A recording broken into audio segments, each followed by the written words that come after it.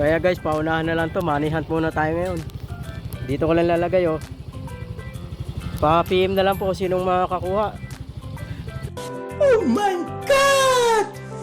Wow! So ayan, dito lang oh. Ayan oh. Pangmasko, saktong-sakto to. Pangmasko niya yan.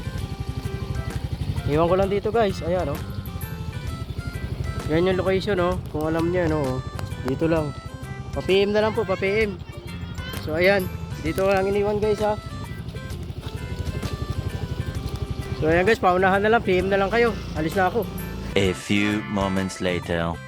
Ayan guys, may nag-PM na. Puntahan na natin tong tao na to. Sino kaya maswerteng tao na yun? Ayan, samahan nyo ako guys. Puntahan natin. Bye-bye natin tong kalsada na to.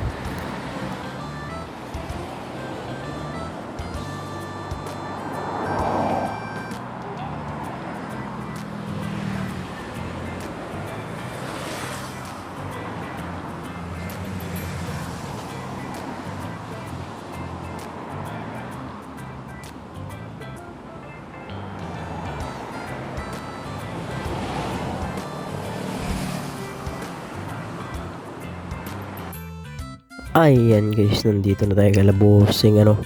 At dito binilang ko na yung pera. Baka nalaglagan na tayo dito. Mahirap na. Ito pala guys ay pambili ng pyesa ano. Buti wala nakakuha. Ayan. joke lang yung money hunt natin. Ayan.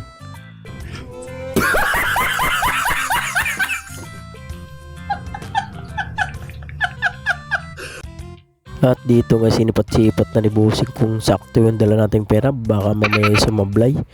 Baka kulangin eh no.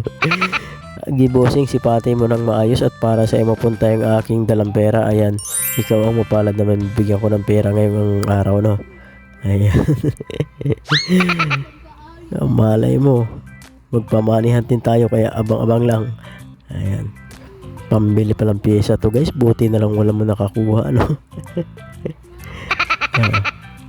Ayan, okay na. Sakto naman at ating i-check din to. Siyempre check din natin. Ba mamaya sablay ano. Mahirap na. Ayan. Ayun, dahil sakto yung sukat, atin ang ibibigay yung pera ano. Parehas naman sila. Parehas naman doon sa dala nating pyesa. Ayan. At dito nga may binigay sa atin si Bossing ano. Pampagana. Pagkali na soft drinks. Yun. Thank you boss.